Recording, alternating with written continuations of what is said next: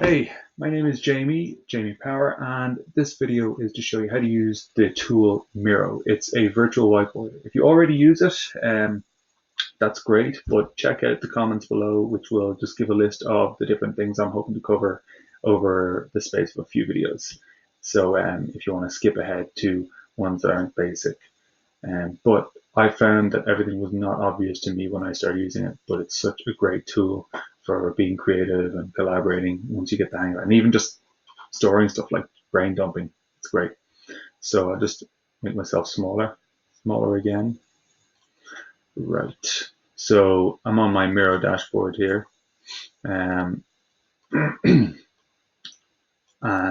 you can see on the left ribbon, there's my teams. You can create a new team. And you can have projects.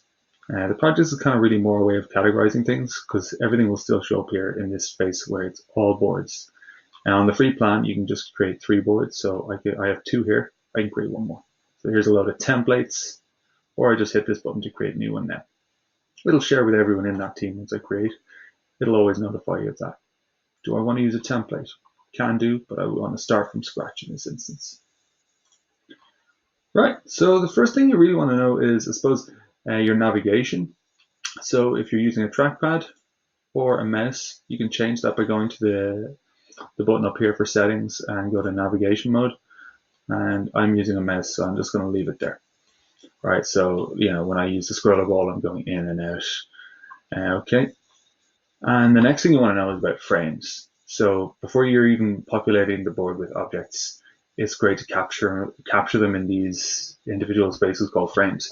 So there's a few ways to find that. You can click F, or you can go down this left ribbon to find the frames. There they are.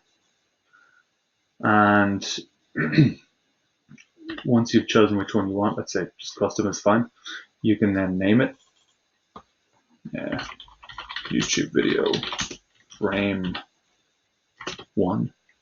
Super creative naming here. And then there's a navigation here too.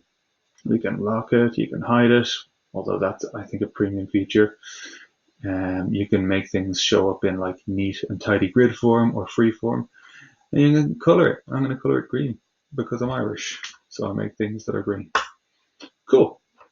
All right, so putting objects on there, like the most common thing that I see used is stickies. You can also do shapes, cards, and comments, and all kinds of different drawings and things like that. But stickies are pretty simple. You click N to bring up stickies, N for notes, think of it that way, or you can just click this button here in the ribbon and just add them where you want. So let's say I just want another one here as well.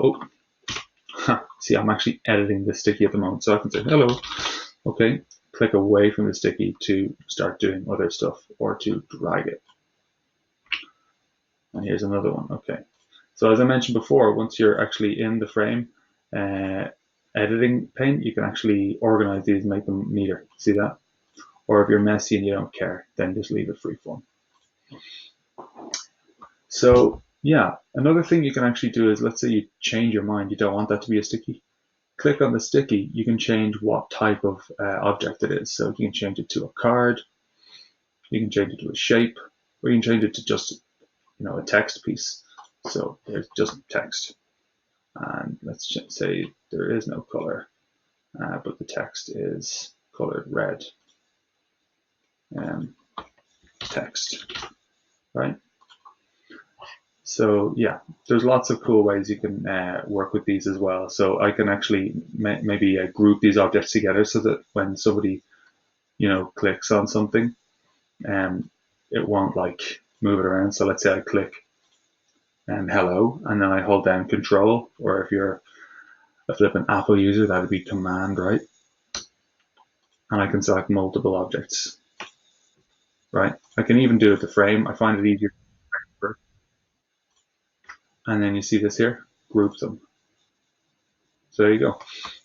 Okay, so I've just showed you guys how to get in, how to create a board, how to use frames, how to edit those frames, and how to navigate around and set up objects. And there is loads more to show you. There's so much cool stuff, but check out the comments. There's going to be a list of what I'm going to show you there.